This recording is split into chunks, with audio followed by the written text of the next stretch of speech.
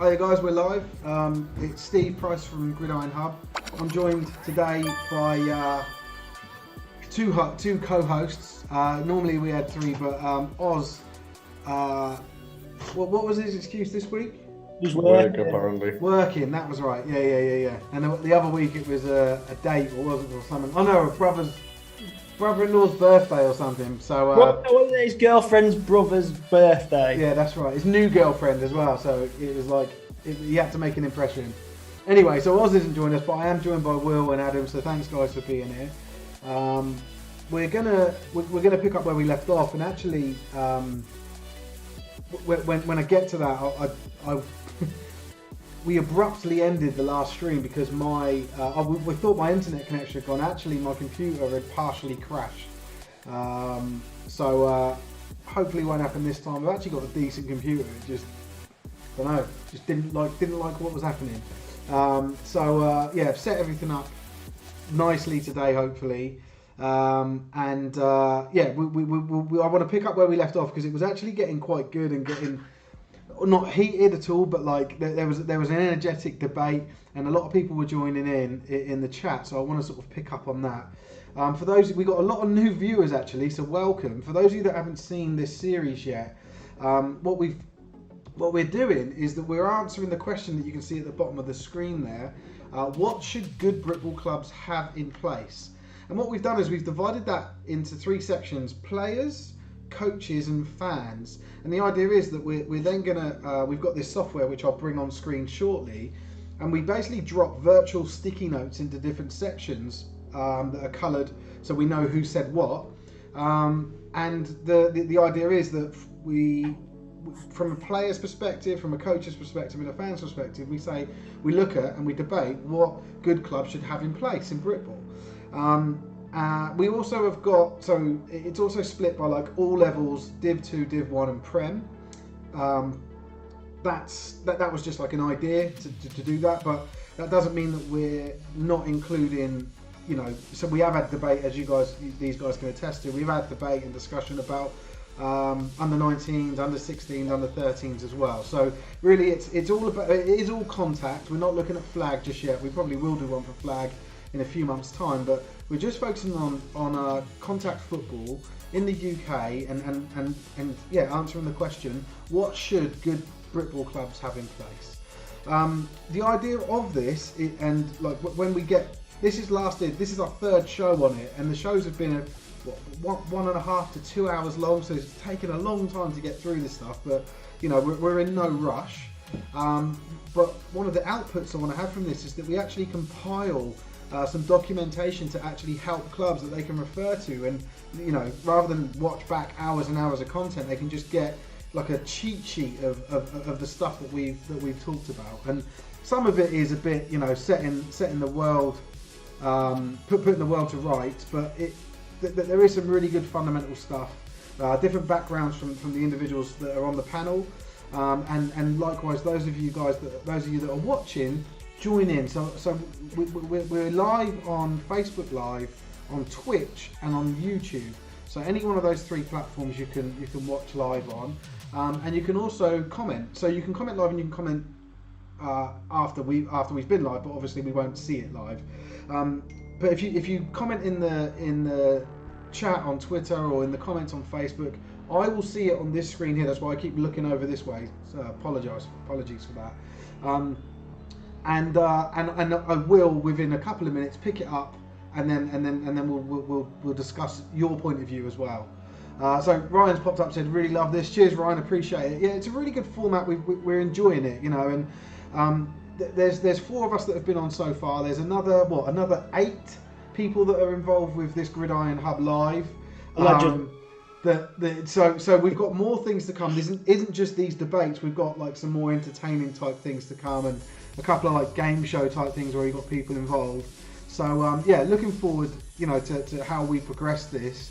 And obviously with the NFL season starting, it gives us something else to bite on, which I'll cover in a second. James Robson has popped up with three number 1 emojis. So cheers for that, James. I think he's pointing to the last comment. Is that what he's? Oh yeah, of course. Yeah. Because they're both on Facebook. Logan Stanley's followed us, so cheers to that, Logan. I get to see that stuff too, guys. Like if anyone's followed and liked and all that. So yeah. Logan's one of my players. You love telling us who's connected to you, didn't you, Adam? But yeah, so before we get going today, I do want to spend a little bit of time just plugging a couple of things from Gridiron Hub. So, like I said, that obviously we know NFL starts this week. Gridiron Hub have been pumping out loads of content. We've got tons of guys that are firing on all cylinders at the moment, pushing out content for fantasy. I don't know if any of you guys have watched the fantasy. It's called Daft Kings, the fantasy podcast that Tyler, James, and now Oz recently joined. I don't know the NFL that well. I don't know fantasy football that well, but I really enjoyed watching it on Friday. They had, I think, 12 people involved in a mock draft using some software. I think it was called Sleeper or something like that. I paid for, and just really entertaining to watch and listen to these guys talk about stuff. Ryan said they called him trash. Ryan's part of that as well. So yeah, like that was really cool. Then we've got another live stream which was on Sundays and from next week is going to move to Thursdays, called Armchair QBs. This is guys that are like I suppose they focus more on the coaching side or the tactical side. So when I say coaching, it's actually more to do with like OC, DC level view of the game. Stuff, isn't it? Sorry? It's scheme stuff, isn't it? Yeah, they look at scheme. They look at like, I don't know, like a West Coast offense, for example, and then they'll talk about it and debate it. And Will, you went on it, didn't you? And you said the guys are like, they blew me away. Yeah, they blew me away. The knowledge they've got over there is incredible. Yeah. Absolutely, incredible. Fantastic addition to our live stream series. And they're going to obviously now turn their focus to the NFL. So I'm looking forward to seeing how they, what they do with that. And then we've just agreed on another. So the Gridiron Hub Live sits sort of across everything. Like we're going to be more focused on Britball than anything. And I suppose more from a player's perspective, I would say. But just looking at different things throughout Britball and having a bit of a laugh is a bit more of a relaxed podcast, this one. Then we've just signed up or agreed to a fourth one, which will be running on Mondays, hosted by none other than Adam Wilkin. Adam, do you want to just have a quick breakdown of how is yours different to the ones that we've already got? So ours it's different in the sense of that we're going to talk about things like going into schools and how to coach that in schools, because that's my job. Also going to talk about things like everything really. We're going to talk about coaching at different levels. We're then going to be talking about just getting things on. Like we're going to get different guests on to come on and speak and tell us about things that they're doing. So it's quite interesting in the sense of some of the guys that we've got lined up to come on, which it should be quite interesting. Cool. And we're not too serious with it as well. Yeah, good. Well, I'm really looking forward to it. Like we obviously, I know about it, but I wanted you to put it in your own words, and very excited about that. And it'll be cool to have, 4 days a week. We'll have some live stream content going out, which is just awesome from Gridiron Hub. So yeah, really exciting times ahead for this NFL season. It'll be good to see how we morph that into the Uniball, whatever Uniball season we get, and then obviously when we get into like when flag starts up. I like the idea of having something for flag, and then obviously kiddie football. So anyway, so that's that stuff. And those of you that may not be familiar with Gridiron Hub, one thing that we do, and one thing that we've always focused on, is like engagement and getting the community involved in things. So we run a number of initiatives, I suppose, throughout the season, through every season, and that's NFL, that's Britball, that's Uniball, etc. And the one that's live now is our picks, Gridiron picks. So we're going to be running we run a picks league. So you literally log in and you pick which teams you want to win, you think will win or lose out of for that week. Any that you get correct, you score a single point for. Those points are accumulated and put into a league table. So I've got all of the guys that are involved in Gridiron Hub and these live streams they're actually getting involved with the picks, and then obviously you guys out there in the public can get involved as well. The live stream guys are pretty good. The Breen brothers in particular, they end up coming either top one or top three every single time. So I'm quite interested in seeing what they do. Do they play together? No, they play separately. I'm gonna say that's not fair. That well, they do have, and I suppose it's the same for most people that are pretty good at it. You'd say like 60% of the results are the same, and then there's this last 40% that they might take a punt on or whatever. So yeah, and that's the stuff I want to, we're going to be looking at every week on this live stream is how's that league going, who's moving where, and just sort of keeping track of that stuff. We've also got a score prediction contest that we haven't launched yet, but we'll pick a game each week, and you pick the score, what score you think it's going to be, and if you get that exactly correct, then you win a prize. I still haven't figured out the prize. I need to get that sorted. Our picks league. Let me just show you that. Actually, I'm just going to quickly go over the Gridiron Hub. May I suggest strawberry laces? Yeah, I've got rainbow laces. You still not got rid of them? No, I've still got like 20 odd. I'm still at order pair. Oh yeah, okay, yeah. I owe a load out actually, but I still got 20 left. So yeah, if you come to the Gridiron Hub website, this is actually getting redeveloped. So very soon we'll have a new view to it. But go to picks up here, and the latest link that you need to use will always be at the top here. So you can see there, NFL Picks League 2021 Week 1. So you just click on that, and once you've clicked on it, so like it's a bit, I wouldn't say it's the slickest experience at the moment, but we are, like I said, the website's getting redesigned, so this will all get fixed. And the website's running a bit slow. So I maybe should have got this up already. Once you go there, you'll see all of the games for that week and the dates they're on, etc. And you come to this tab, which is Gridiron Picks. Click login if you're not already logged in, and then you can make your selections, and it will remember them. So as you click them, it will remember. So if you do happen to click off, well, you can come back and it will remember your selections. But until you submit them, we won't have them, right? So when you're finished, you submit them. It then goes into our Picks League and goes into our global picks table. So yeah, so that's it. I just wanted to spend some time on that. I'd like as many people involved in that as possible. It is sponsored by AF UK, American Football UK, and they have backed us to. So if you get every pick right in a single week, you'll win your choice of an NFL hat, and whoever wins the overall league, after the Super Bowl, will win their choice of an NFL jersey. So yeah, but like, I suppose not huge stakes there. It's free to enter, but it's just a little bit of fun, and it's something that we'll run a commentary on if you like. So anyway, right, that's all that stuff sorted. And Wilkin and Will, have you guys put your picks in yet? Yeah, I've done mine. Put my picks. I know nothing about the NFL, so I've probably got them all wrong. But yeah, I checked yours, didn't I? I said I think there was only 3 differ't from me and you, weren't there? Yeah. And I think we've both gone right. They've been good in the past. They'll win that one. That's all I've done, man. I don't profess to know the NFL. So anyway, right. So let's pick up where we left off last time. And guys, let me know in the chat because the music seems quite loud to me, and I'll kill it if it's too bad. Yeah, I've just had a message off someone saying it's a bit loud. Is it? Okay, cool. Let me just kill that because we don't need it on.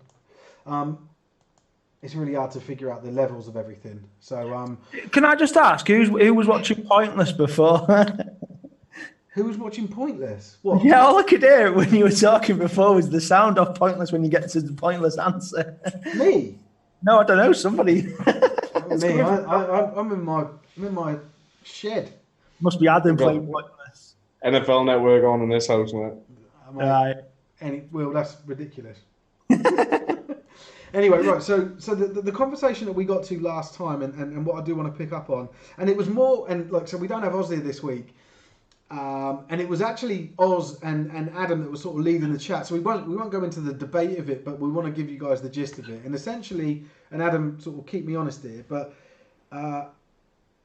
Oz was saying that. So we were talking about the pressures of attending training midweek. I think it was it particularly focused on midweek? Yeah, it was a Wednesday evening training. So yeah, so your Wednesday evening training, for those of you that do it. So at first, there was an element of it that like it's difficult for people who have got families And that there was an agreement on that, I think, across the board, right? No one was like, you know, you can't just say to your missus, "Oh yeah, you look after the kids." And well, sometimes you can, but like, you've got to sort of balance things out right at home. It's not as easy for someone that's got kids. But then Ozzy's point was that at the Prem level, you've got a larger amount of commitment, and like you should be expected to attend those things. Was that right, Wilkin? And you were saying that was right. But he was saying at Div 2 it shouldn't or isn't and shouldn't be like that. But your point is it should be the same no matter it's midweek training. Yeah, so my point was mainly we were talking about mainly between Div 1 and the Prem. And right. Oh, Div 1 and the Prem. I didn't know that. It was Div 1 and the Prem. So what I was saying is that the issues for not making a Wednesday is the same in Division 2, Division 1 and the Prem. So I was saying that the issue, if they're the things stopping people from attending, it's going to happen across the board. Mm-hmm. So I was trying to make the point of that that you should still keep a Wednesday of training for these Division 2 and Division 1 clubs.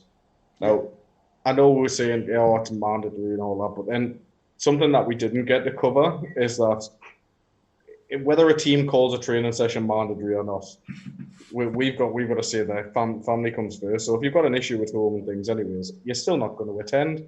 So whether it's mandatory or not, we play football because we enjoy it in this country. No one's getting paid to play. So allegedly. Allegedly. On paper, yeah. Okay, cool. So, and the reason I wanted to bring this back up, but one, the stream cut out, as I've already said, but two, it actually sparked a bit of chat, a bit of activity in the chat, right? So I'm just gonna, I've screenshotted the points that people made, and I didn't want those to just sort of disappear, right? So I want to give them their time. So, Nathan Roberts popped up and said, Div 1 should have midweek training. If you've got to travel too far, then play for a different team maybe. Going against midweek training will surely just cap the quality of Div 1 teams. What's your reaction to that, Adam? So, for me, I'm the type of person that says train as much as possible. Do you know what I mean? So I'm up for that midweek training session. And yeah, if you've got issues going and training where it's 2 hours away and you can't make it there, go play for your local team. Like, and I know that teams are like, oh, we recruit from all over the place. We're a Prem team. If you're a good player and you want to make it in the Prem, fair enough. But you've got to understand that, or if you're a good team and there's no Prem, or you're a good player and there's no Prem teams around you and you want to go play Division 1, you've got to understand that you've got to still make the training sessions if you want to play. Like, we all know the guys that you get on teams where they hardly ever a train anyways and they'll still rock up for a game. Like, do you know what I mean? You still see them now, and that annoys me. Well, like me. Like, yeah, like you, exactly. You, just you in general. I've never been like that. I probably will be like that when I go back playing again. But I've never been like that. No, but like, for me, like, I don't see the issue of just playing for like a local team. Like, I understand if you want to play at a higher level, great. Yeah. But for me, the midweek sessions, I think, should be across the board, anyways. And okay, but I think that was the point that Oz was trying to make, is that the higher the level the team, the more commitment you require from a player. So that's why the argument was that Prem teams should definitely have midweek training, whereas the lower teams, Div 1 and Div 2, maybe not so. Yeah. But my point still remains about people are travelling to go and play for a Prem team. Yeah. Now, if you've got training at 7 o'clock on a Wednesday and you finish work at 5 and the training's 2 hours away, that means you're leaving work to go straight to training. It's still the same issues, whether you're a Division 1, Prem, Division 2, whatever it is, it's still the same issue. People are likely to be more committed when they're playing in the Prem than when they're playing in the lower divisions to making that travel, viable. Hear my argument. Yeah. Okay. What if I'm a Division 1 team that's pushing for promotion to the Prem? Well, the argument, the answer to that is you're only going to get into the Prem if you get the commitment from the players. But I'd say it's the same for Div 2, trying to push it. Yeah, it is. Anyone that's got a winning record, you want to make sure you don't lose that, right? Like, and as a player, I expect the best from everyone, right? Like if I'm giving my everything for this team, I want my teammates to do the same. And so when I've been on teams that have done, are doing well and getting and having a winning record, there's a momentum to it and there's an expectation to it as well. And you do find that more people want to commit to midweek, and they do because they're part of something positive, right? Like I mean, what on weeks where you've got back-to-back games? Like if you've got a back-to-back game, does that mean you're not training at all before the next game? Then coaches can't fix anything at that training session. But we still train. I don't know what to prepare for you still got to scout the offense and the defense and how that other team plays. You still got to do that stuff but as a coach, if I need to make a correction for something that I've seen from say week 1 to week 2 when I've got a game, my correction happens at that training session. I'll look at the film beforehand and then I make the correction at that midweek training session. Yeah. So for me, it needs to be across the board for everyone. It can't just be Prem. For me, that you can't. Yeah, that's what I'm saying. I agree with you. But you will find teams with a losing record at any level, any of the 3 levels, that you're going to have the lack of commitment from the players. The coaches are going to get frustrated because they put on a midweek session and only get 5 players or whatever. I think they almost cut their losses with it, and they're just we won't do it. And I think maybe that's what Oz was getting at. I mean, obviously I can't put words into his mouth. He's not here, but it's definitely. I think momentum definitely impacts it. We've had a few comments in the chat, and I love the fact that Steve Rains has commented. Coach Rains, I assume he's still watching. Coach Rains was my coach for a number of years. I won 2 championships with him, played in Vegas with him, played in Europe with him. A lot of time and a lot of respect for him, as you guys all know, right? When you say you played in Vegas, was that blackjack or roulette? Yeah.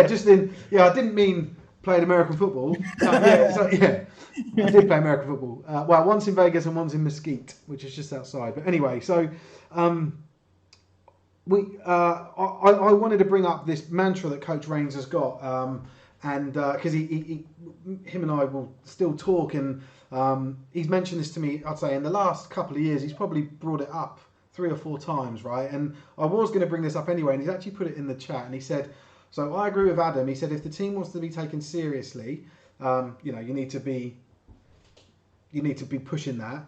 But then he's put, but it goes family, work, football in that priority. So and this is what he always says. It's your family always come first, then a work commitment because that pays your bills, and then football. And he said, and anytime someone rearranges that or puts something outside of those things in front of football, then there's a problem. I think that's, as a player, that's great to play under. You sort of don't feel the pressure of, because I've got 2 little kids now, and I'm thinking when I go back and play football, there might just be times where something just doesn't work. I just can't be there on a Sunday, or I can't be there on or whatever, midweek, whenever it is. It could be a Monday film session or whatever. But, knowing that I play for a coach and an organisation that will understand that is really important to me. It doesn't mean I'm less committed. It just means I've got other commitment, and I love the fact that Coach Rains has come on to bring that up. Well, to hear me talk about it as well, because I think it actually clears out a lot of problems from a coaching perspective as well. Yeah. And pressure from other players and everything. People just get it. They're that's how it is. But if you said you can't make training, and then and then you're posting pictures of you going out getting smashed Saturday night, there's a bit of an issue there. That's something different. So yeah, that's that's what I think really with anything that's got to do with commitment, including training. I think if you apply that policy, that mantra, you won't go far wrong. You won't have many conflicts. You won't have much anxiety. People will just get on because they know how the club works. And just, like I said, I've been part of an organisation like that. Have you guys ever had anything like that at your clubs? No.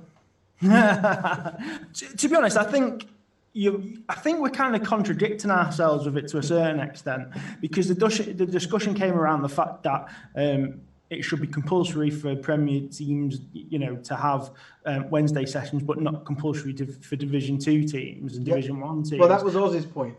Yeah. And I think that that's where the argument started, and we're kind of arguing against ourselves here because we're saying, well, if you've got work and family, then you don't have to, which I completely agree with it. For me, work and family, wives and children are the main reason why players leave Britball. The issue that I've got with that statement is that word compulsory. Like, training's not compulsory. Your family and your work and everything comes first. It's a hobby to everyone. American football's a hobby. For us over here in the UK, it's as simple as that. So if you've got time to do it, great. If not, and you've got issues where you've got to look after a kid, or you've got family stuff that you've got to deal with, or you've got to go to work, like the amount of times we've had a player pull out because, I've been called into work. No problem. Why is that? No one's going to have an issue with that. No, and whatsoever. I think Will's right, because we are getting away from the point there, because the point was, if I remember, because it was my post-it note, right? And I'm looking at the screen. Let me get that up. Sorry, guys. I'm looking at it and you guys aren't. So I'm just going to share my screen. Just change the screen over, guys. This is our it's called Mural, and it's the board that we're working from to post everything up. And I'm just going to zoom in because what started this was this midweek practice thing here, and it's there twice because we've got Prem and Div 1. This dotted line, below the dotted line, represents something that's mandated, and above is optional. And actually, we're getting away from what we first started talking about, because we're talking about a player not attending, but that's not what we're saying here. We're saying, should a coach run a session? And Oz's point was this: yes, compulsory that the team run a session at Prem, but not compulsory at Div 1. And what you're saying, Adam, is it should be compulsory at all levels that it's run midweek. I'm saying you should definitely have midweek training sessions. No, but you can't actually, compulsory. use. I need to get away from the word compulsory. Yeah. Someone's picked me up on that. That's what I'm saying. But I'm saying exists. all clubs should. Yes. Are you running training at that? Yes, you should be running midweek training sessions. Yeah. But you can't force a player to attend that. Yes. And I think, do you know what? I think we're in agreement with that, and it'll be worth, when Oz comes back on, just getting him to just testing that with him, because maybe we got some wires crossed here and we got a bit too deep into the individual side of it. But I can't see Oz disagreeing with that.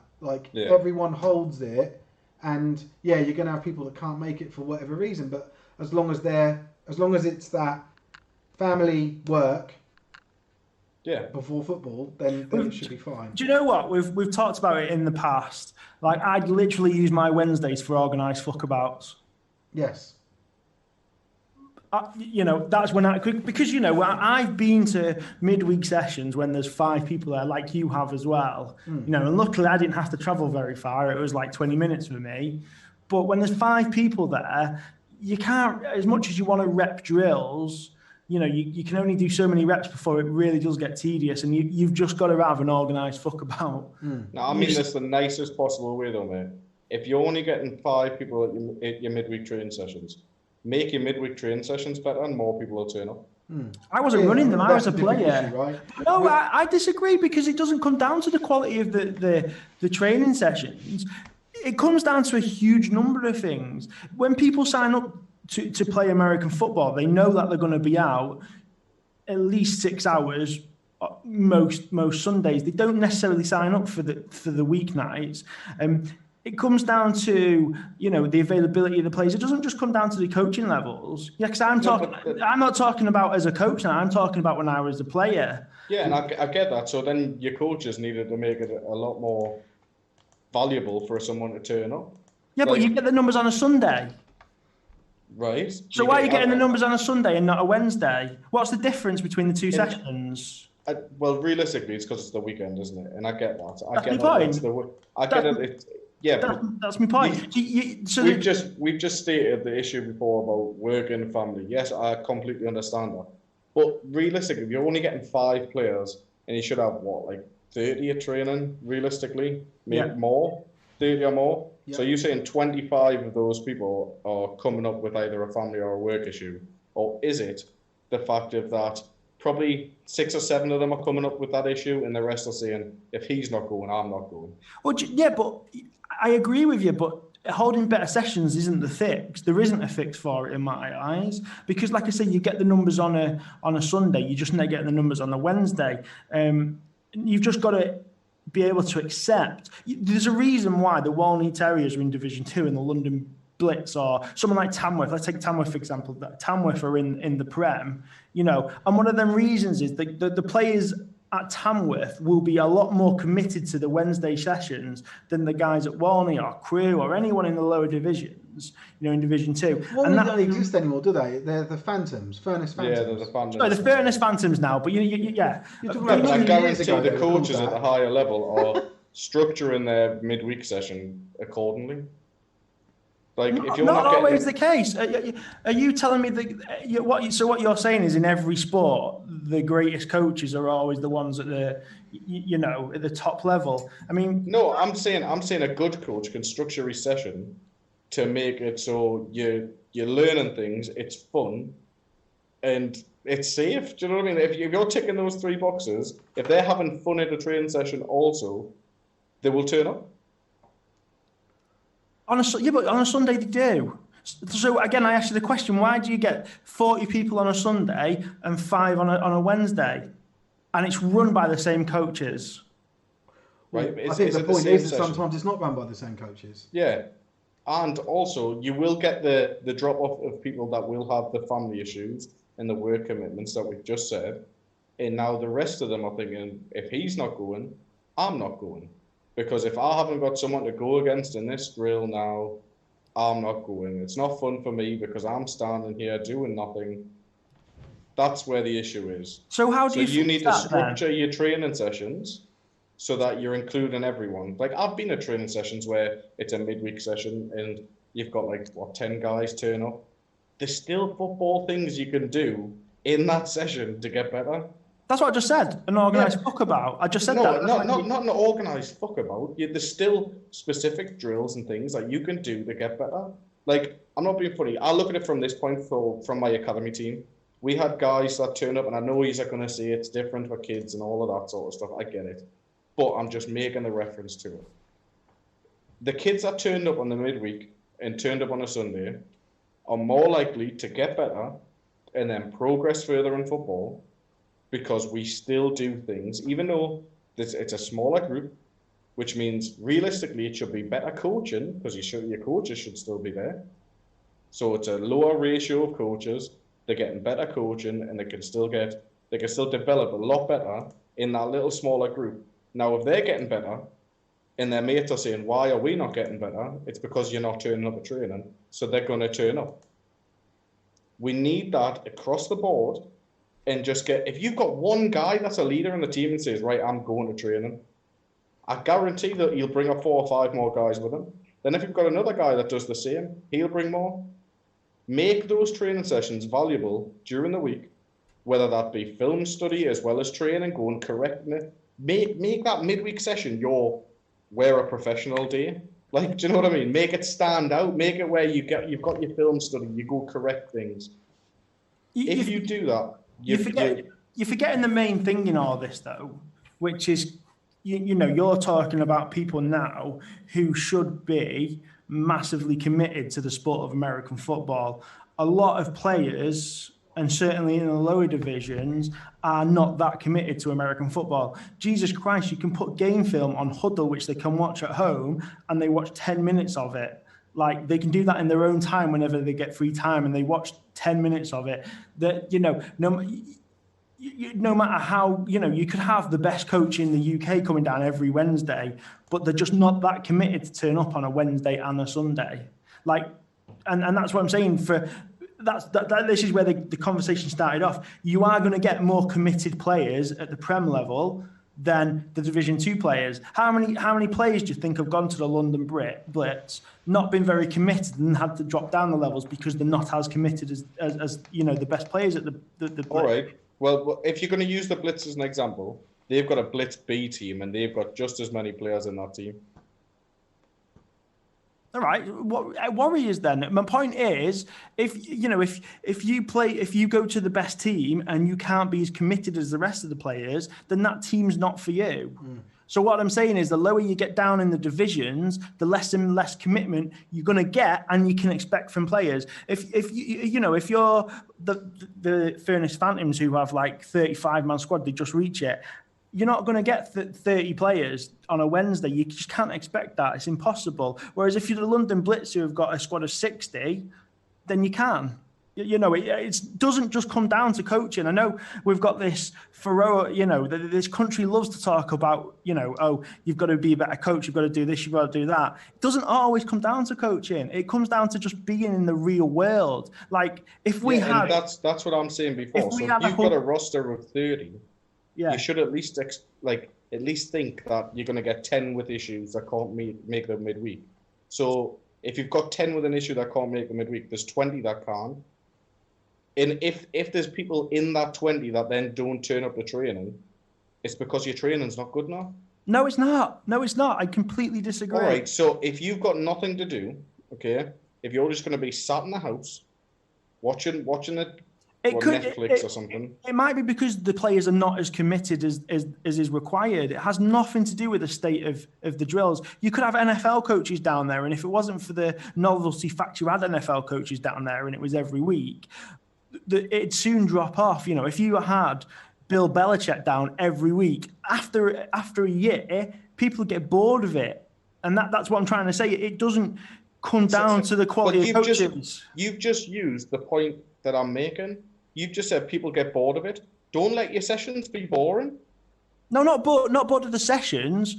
They get bored. They get familiarized with playing American football on a Sunday and a Wednesday, and they're not prepared to put the commitment level in. Like I said, they play for Division 2 and Division 1 clubs. They're not playing for Prem clubs. You as a player do I want, when I was the coach, did I want all my players there every session? Yes. Did I get players there every session? No.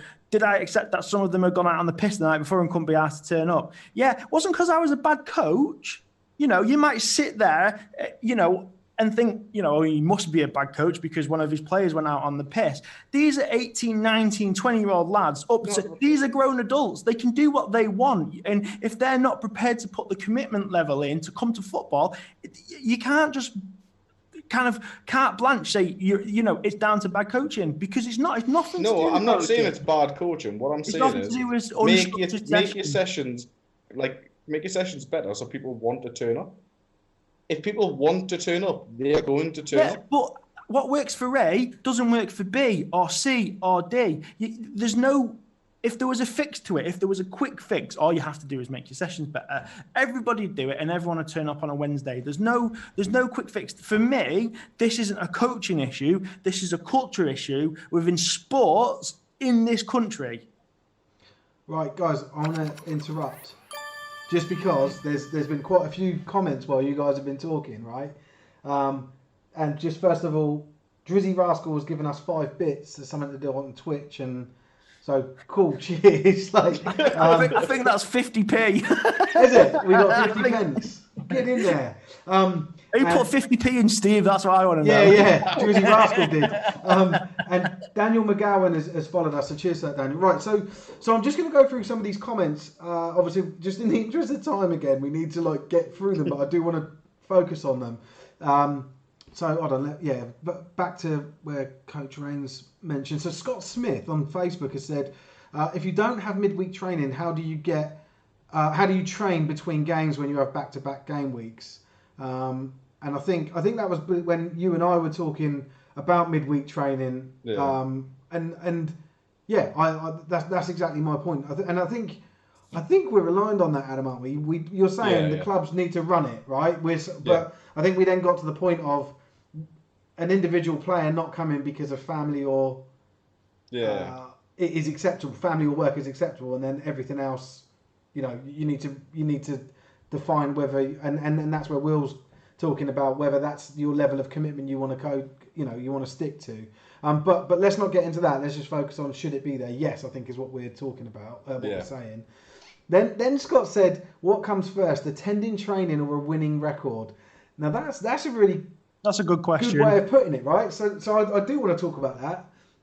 What do you guys think?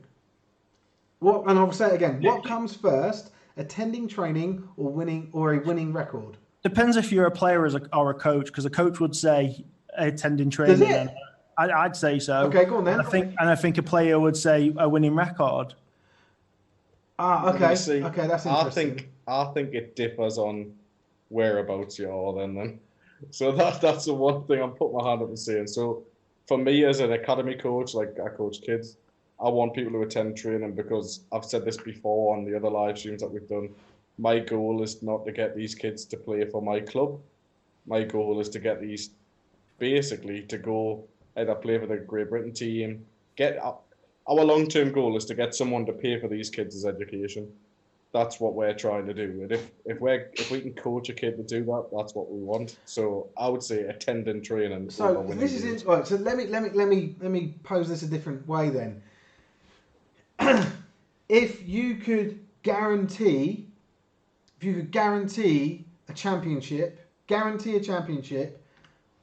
without any training, or the option, or you say I want to train every week, but you're not going to win the championship. What would you go for? What it like academy level? Any level. I know, Right, you always talk about academy. So let's hear the academy answer. But I definitely want to hear Will's hear this, and I'll give you my answer as well.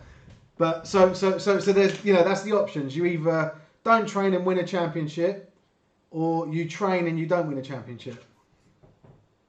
What's so like? Oh my days, this is a hard one. Do you want to think about? Do you want to think about what I give my answer? Yeah, go on, Will. You answer, and we might inspire Adam into his answer. You're probably not surprised, but I'd say not train and win the championship. Yeah, and do you know what? Because at the end of the day, that we're not professionals, we're adults, and that's what we're here to do. And not just that, you could actually build a reputation for your club, which then improves training the next year. Do you know what I mean? Like it's like a snowball effect. Like we've all been there, and I've been there. We're not talking about next year. I'm just saying, just a moment in time for a season. Yeah, I'd still go for it though. I'd still go for winning a championship and not training. Okay, cool. So, I've played at clubs and for coaches that have been like, I'm only here to win. Like people that all they want is the win, is to get the ring. It's an interesting one for me because I love training, man. I love the social side of the sport. You know, like I play the sport to, I suppose, for your own fitness, but also like I love having a laugh, you know, and that's a lot to take away your training sessions, right? Like, so what you're saying is that instead of, I don't know how many instances of meeting up if you do midweek over the course of a season? 40? There should be not even 40. No, well, nowhere near 40. If you do, depends. If you're doing it in the off season, it would be 40. But if you're doing it during 40, the season, right? Let's say 40. Let's say 20 weeks, twice a week, right? So you're taking up those 40 instances away and replacing them with just the 12 instances it takes to win every game and win a championship. To be fair, I'm hoping. I know that there are definitely some players out there, and I know there's definitely coaches and people I've played for and with that would be like, yeah, we just need to win. See, I looked at it in a bit of a weird sort of way there. Come on then, let's hear it, Wilkin. So I always looked at it in a sense of like, right, so obviously they're coaching like kids, and if they win a championship, that must mean that they've done good on film and the chance to. But now I think we learn like this.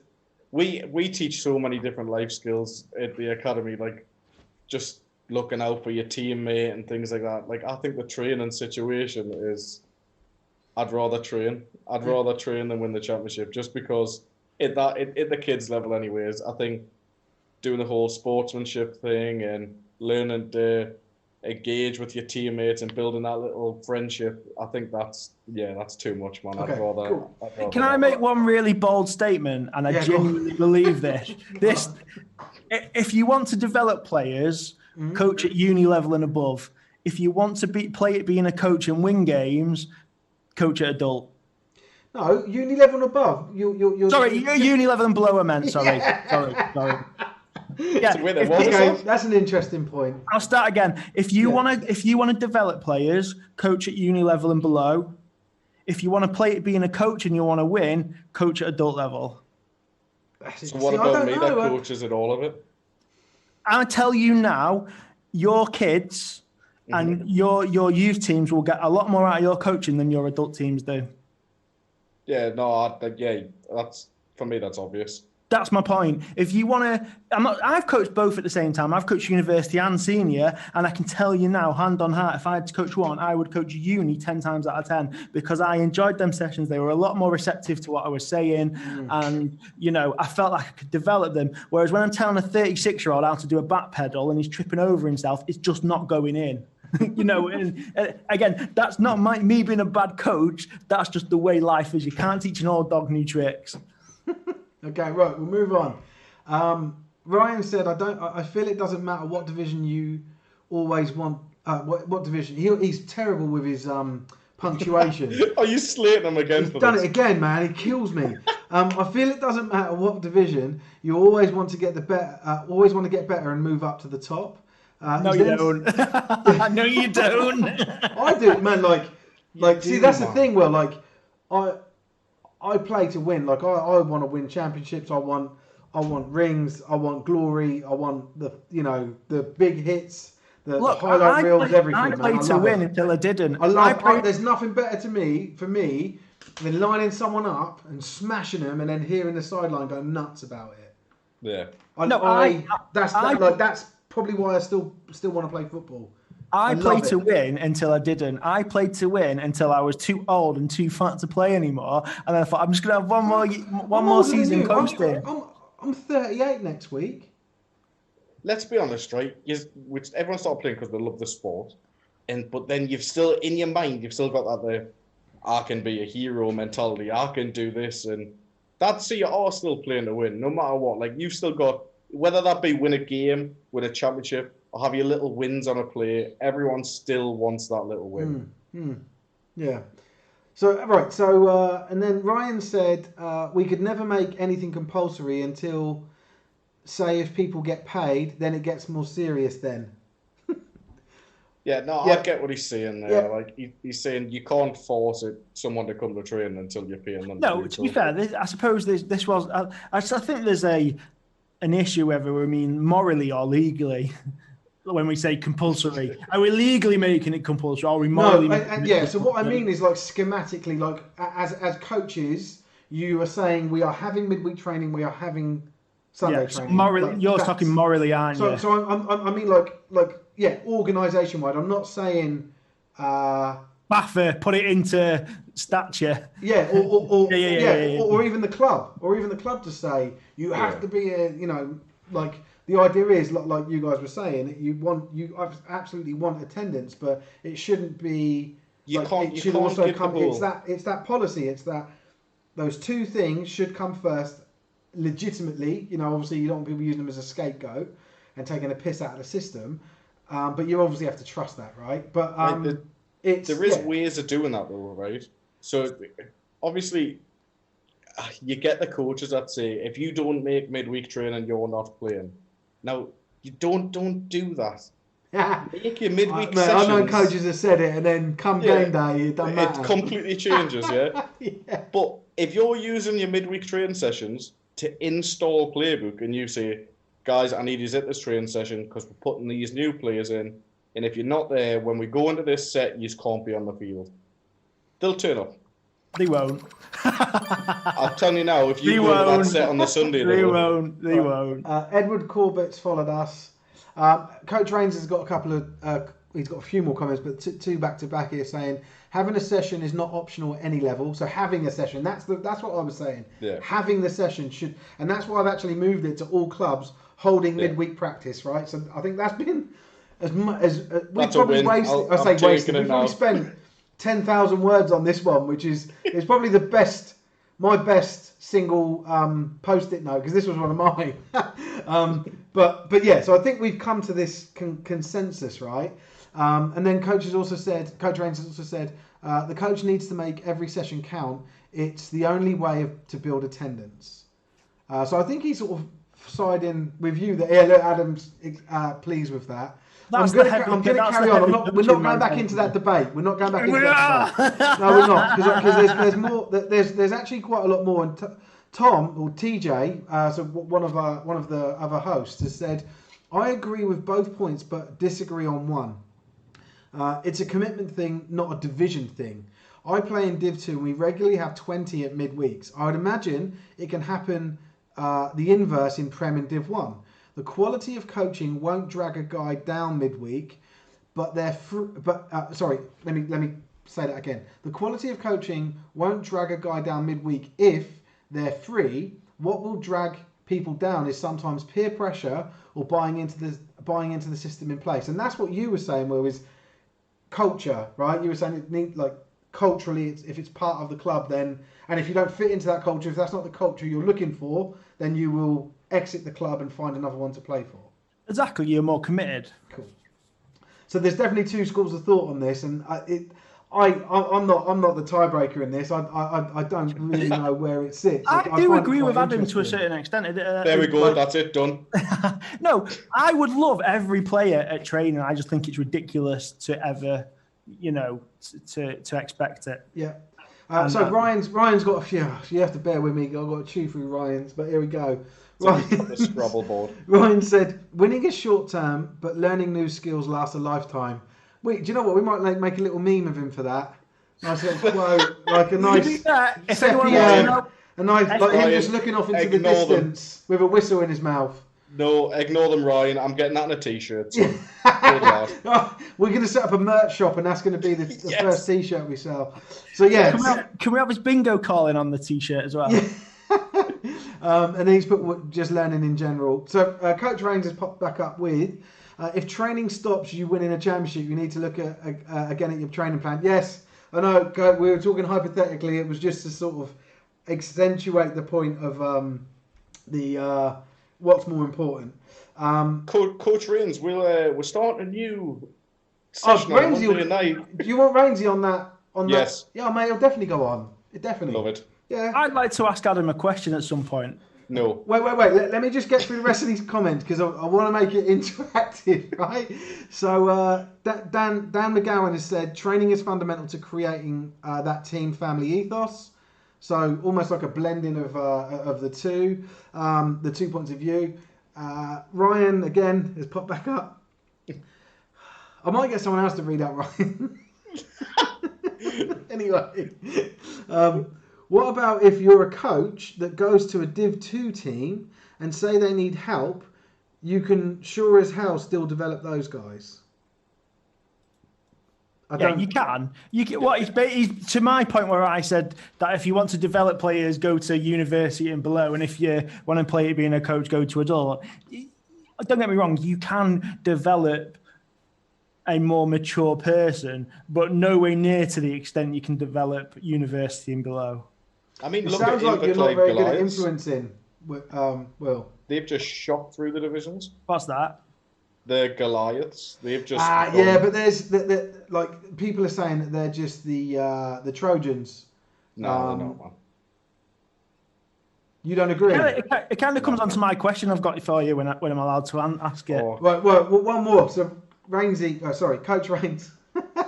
Shouldn't call him Rainsy, should I? Coach Rains has said, players want game time. Coaches want players at training. The two need to connect. So that's an interesting point, right? And I didn't actually think we'd get into this in this conversation. I think it was more of a topic for a separate thing. But let's have a quick touch on this. Have you either, as a coach or as a player, been part of a club that have said, if you don't train, you don't play? Yeah. Yeah. Have you been part of a club that has said that and then actually enforced it? No. You know what it is? No, just yes or no to start off with. Yes. Fuck off. Go on, tell me. I don't believe you. But go on. But this was at a point, like, this was a good few years ago. Yeah. And they had the players to be able to do that. And it was at the point of the season where it didn't really matter. So I don't think it would happen if you're heading into the playoffs or anything like that. No. Put it that way. No, But it was just... and we've said that. Like, if you're on a winning record, if you're on a streak and you're on a high, that stuff just happens, right? Like, people want to be there. People want to be around the club. People want to be on the field. People want to make sure they get the ring. You know, like that you're talking about easy street. You know, like let's look at the worst example of this, where you know the clubs that aren't doing so well don't perpetually have losing seasons. Maybe faced with relegation, all that sort of stuff. Like, should those guys be enforced in the don't train, don't play, or can they? I don't think you can. Like, I think realistically, if a guy's playing his subs, he's entitled to game time, man. Like, right. So I've got another, I suppose another viewpoint of this. At right? a certain level, sorry. Yeah, because right. So when I first joined the Farnham Knights, the first 2 seasons I was there, we played in Europe. We played in the EFAF Cup. That's what it was called at the time. We had a squad. I think our squad was like something ridiculous, like 80 players. But you never saw all of those guys. Some of them were just like on paper, But at training session, 60, 65, 70 players each week, and the way that the EFAF Cup worked was there were 3 qualifier games, right? Like a little round robin, and you played either one at home or 2 at home, and then the other 1 or 2 away, and then from that you then went to the knockout stage, right? And in the practices, so you were part of the club, you paid your fees, all that sort of stuff, but they were only allowed to list 45 players for those games. So you only were able to like kit up and field, for card check, 45 players, no more. And so all of a sudden, you're not just training for the sake of it, you're training to get into the team, right? And it got extremely competitive. like everything was fucking serious. And you didn't need to be told if you're not there, you're not going to get picked. Like, you had to be there because you had to make an impression. Like that stuff mattered. So, while I know you guys are talking about the other end of the spectrum, this stuff does take care of itself. I find that with bigger squads, and obviously when we had EFAF, it was that 45, and I was always saying, like, I want to be on the plane. Like, I want to be one of those 45. As simple as that. And I was every single time. I played in all of those games. See, I know what you're saying now. It kind of brings me up to something that I'm going to put when we move on to the next segment. But right, I like that roster cap. Like, yeah, I think it's another debate, because obviously that roster cap, so like you think, well, why don't they bring that in, or what would happen if they brought that in at domestic level? Would you see at all levels this, like, well, I'm not going to be watching this game. I'm not going to be the ball boy, or I'm not going to be the one doing the water. I'm going to be one of the ones kitted up because I'm good at this game, So it's I think it's quite an interesting discussion. But yeah, I thought of it because Coach Range was saying about connecting the two, game time and coaching. But actually, I suppose the nirvana state for a coach is when you get to the level where it's not just being present at training, it's how you perform at training, how you pay attention.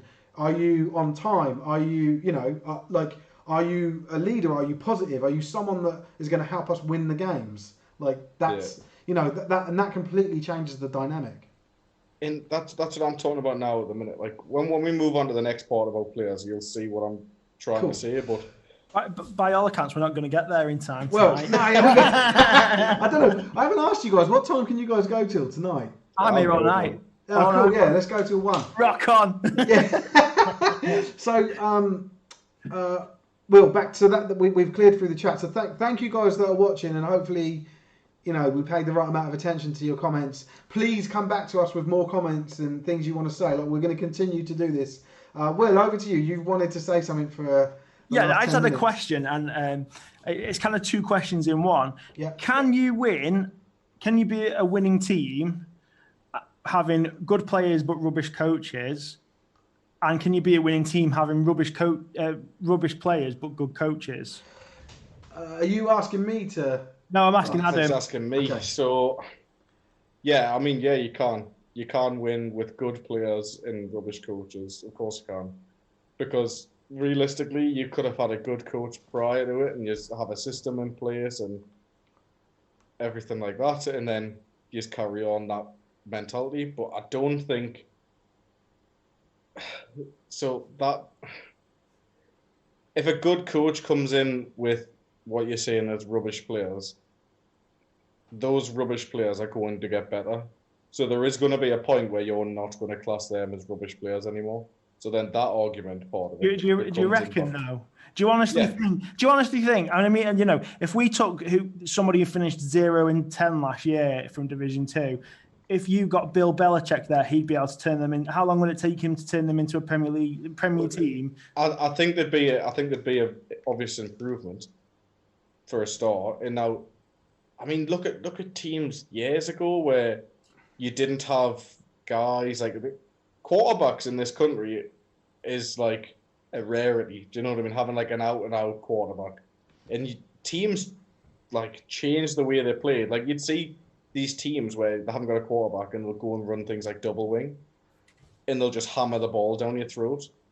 Like getting a coach in there that can maybe develop a quarterback and take it one step further, and maybe adding like a read option play sort of thing in and getting the ball out there. Just little changes like that can make players better.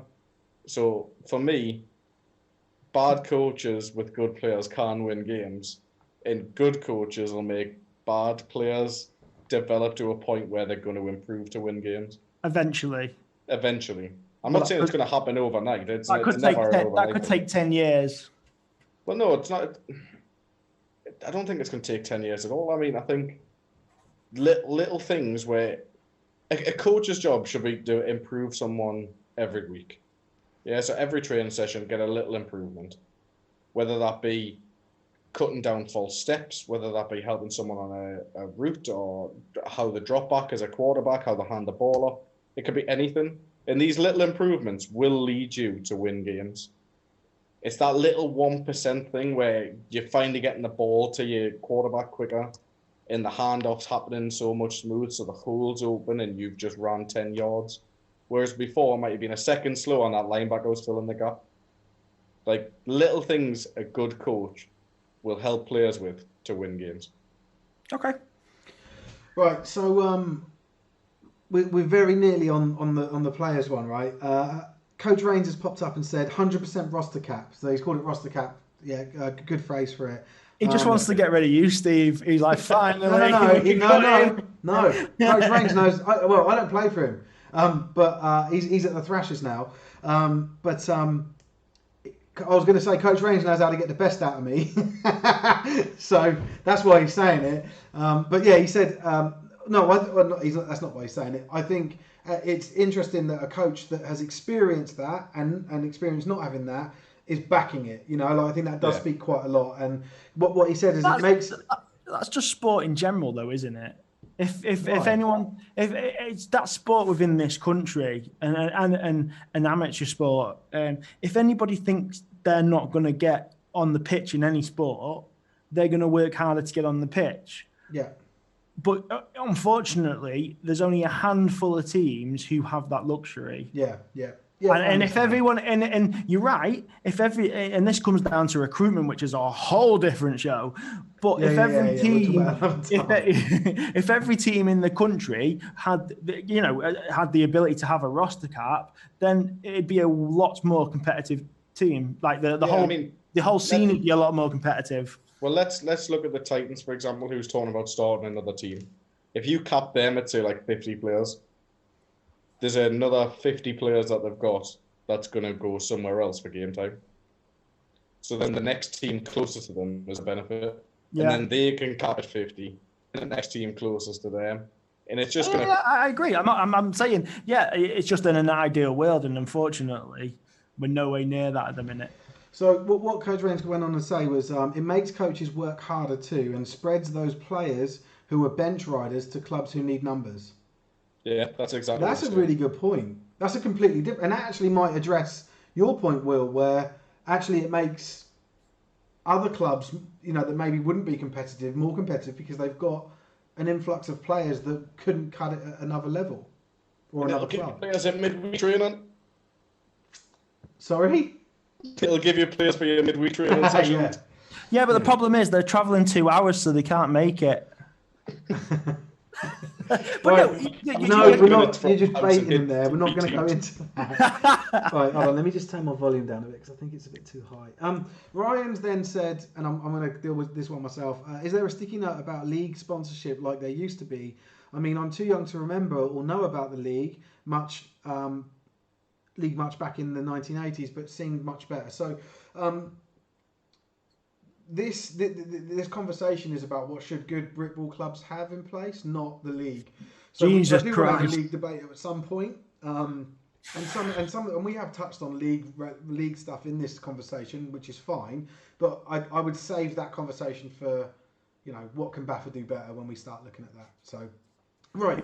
Anyway, We definitely don't want to go there tonight. yeah, Oh right, so no, we're going to move on, and we're finally going to move on to the players level. So, and we haven't done this since the first live stream, but the way this works, guys, for those of you that are still watching, is so you can see at the top here we've got different color coded sticky notes. I'm going to set a timer. I'm going to set the timer for 4 minutes because we did it for 2 last time and it just wasn't enough. And in that 4 minutes, Will, Adam, and I will be creating our own sticky notes and putting them.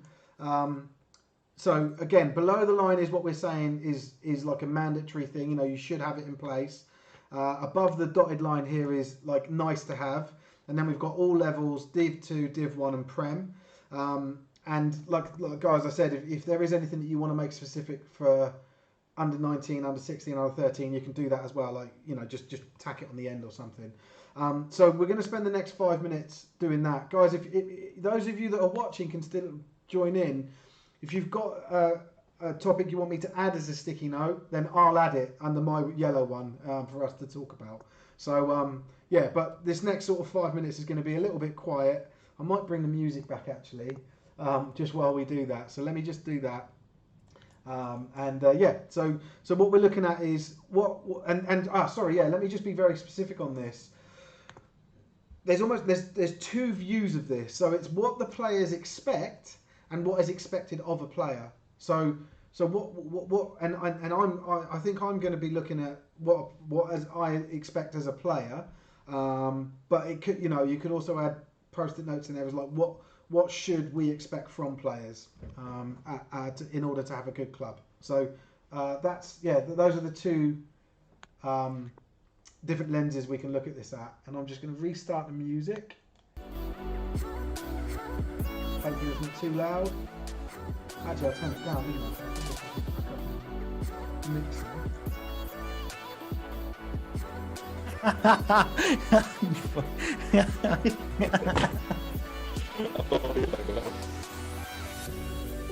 Okay, cool. Right, I'm going to start the timer now. I know you guys have already started, but I'm going to start it now. And then just get stuck in.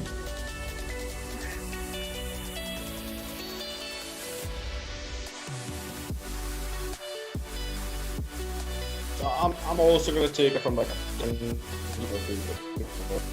so I'm going to just autocraft thing.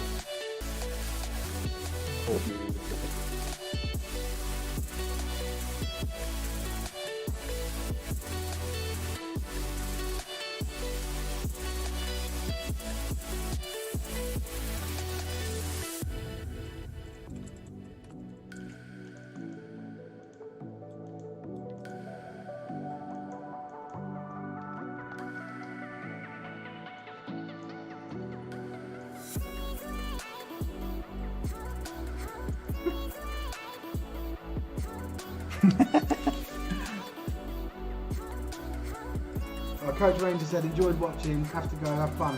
Cheers, Coach Rains. Cheers, Coach. Soon, mate. Cheers, Coach.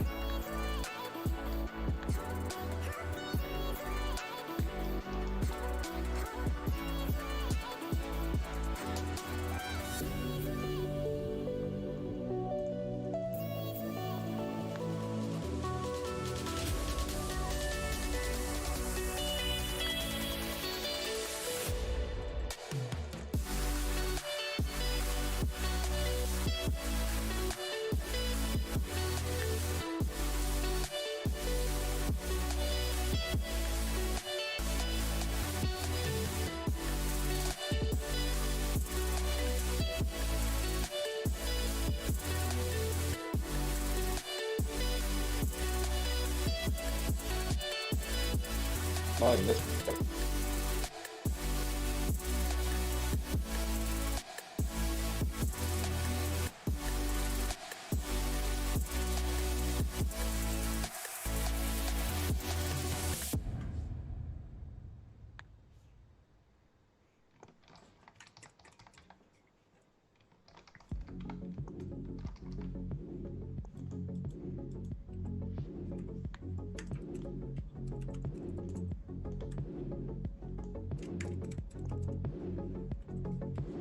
Daniel said, views on associate teams, good or bad for the sport currently? We will break away and talk about that, Daniel. We'll just finish this up. Ryan said, this is great for my journey back on the train. Oh, good. Glad we're keeping you entertained, mate.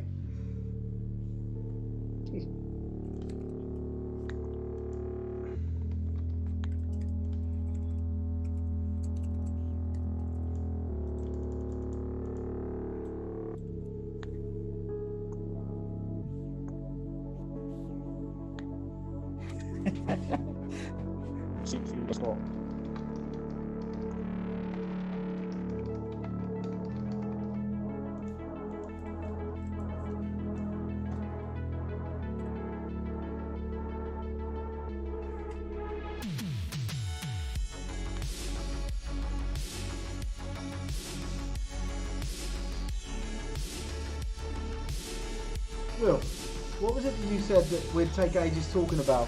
Because I was going to write that one down. I forgot now. Yeah, me too. When did I tell you that? And I'll. Like just before we started this, and it was like, oh, we won't get into that, and I thought, yeah, we will. It'll come back to me, don't worry.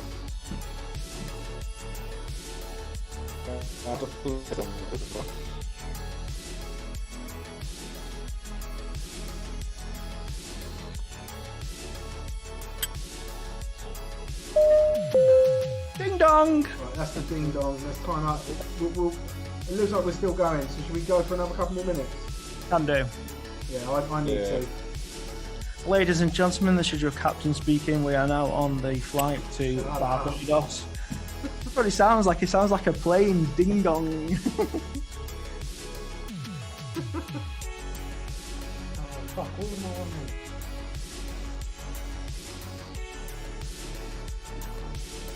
That music's putting me off. Stopping it. I need focus time.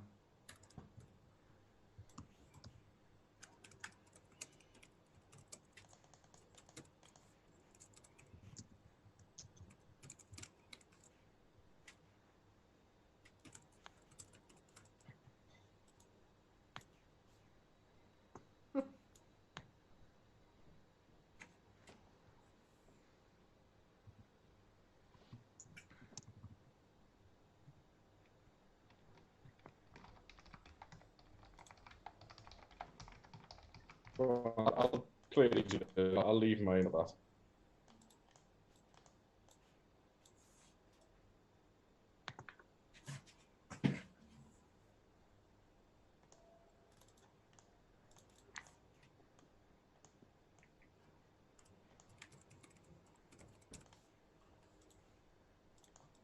Right, I'm done.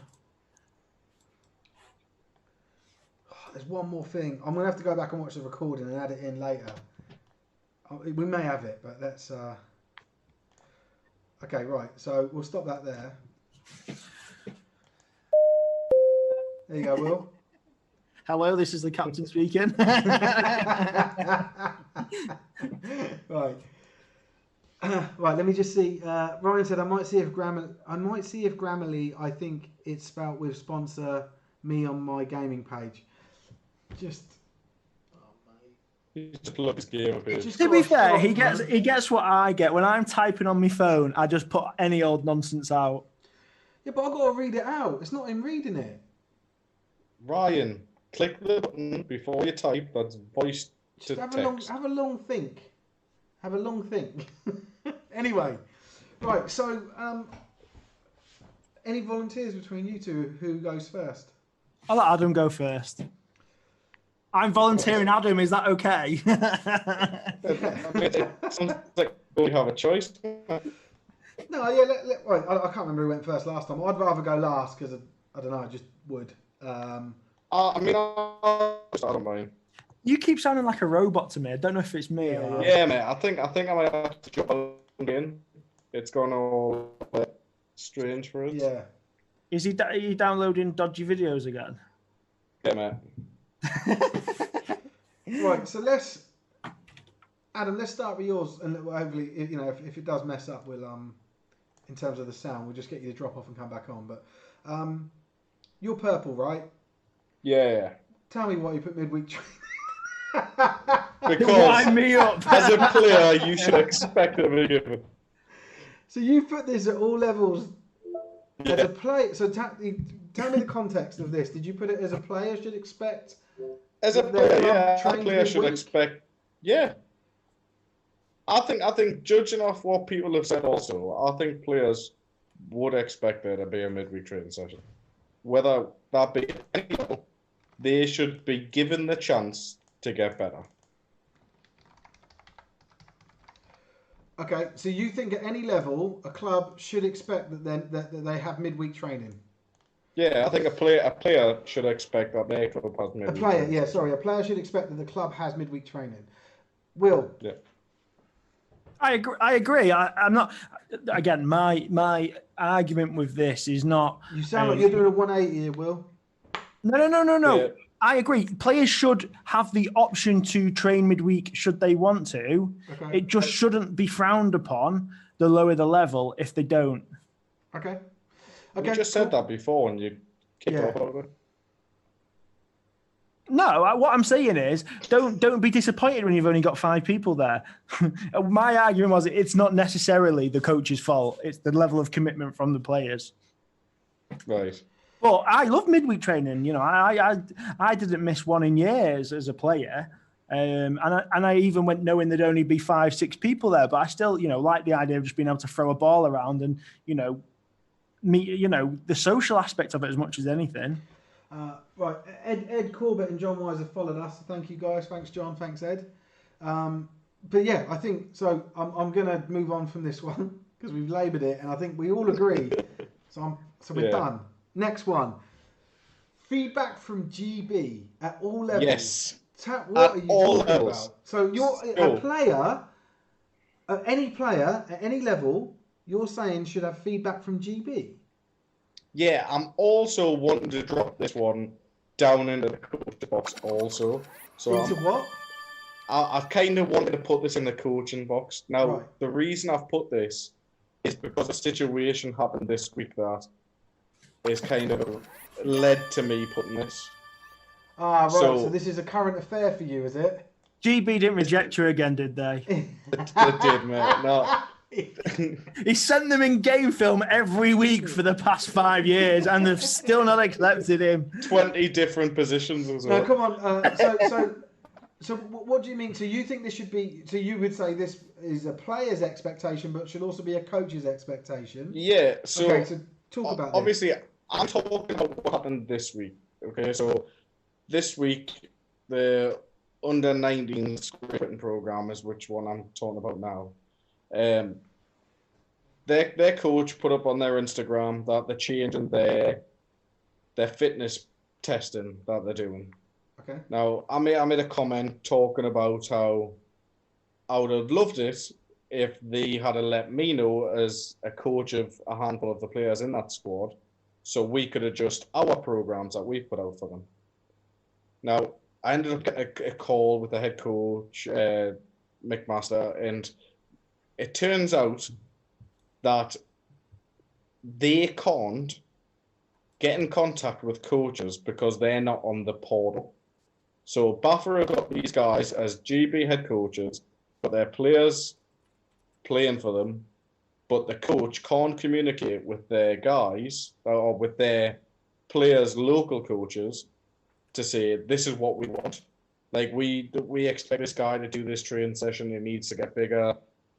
He needs to... So you're actually talking... So I know you're talking about an expectation here, but you're actually talking about something at the GB level, the coaching level for GBs, to be...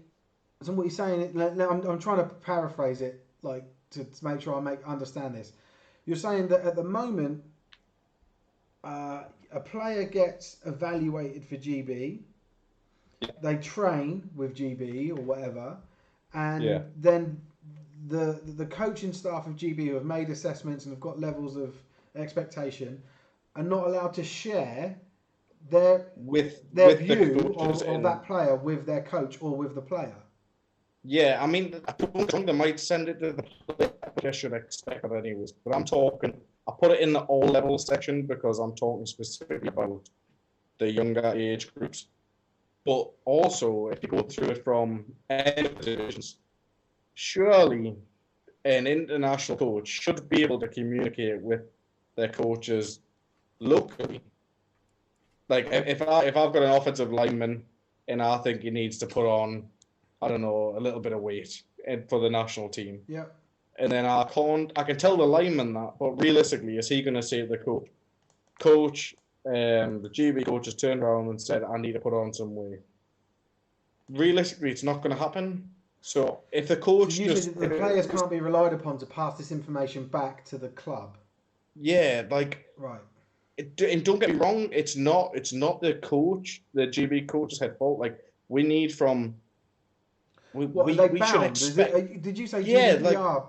GDPR, yeah. So that's bollocks. I know it's that's bollocks. That's not true, but okay. That's bollocks. Well, no. It's not bollocks that's the reason he's been given. No, it's just it seems like there's a bad interpretation of GDPR here. Yeah. Yeah. So for me, realistically, what will make it simple is if these GB guys, which we know have had to register on the portal to go to camps and things as the GB team, surely the coach should be able to get access to that.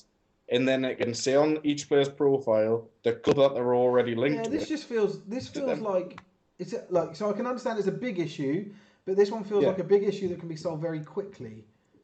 Yeah, it is. Like this is an issue that can go away very quickly for me. Now, and I think, right?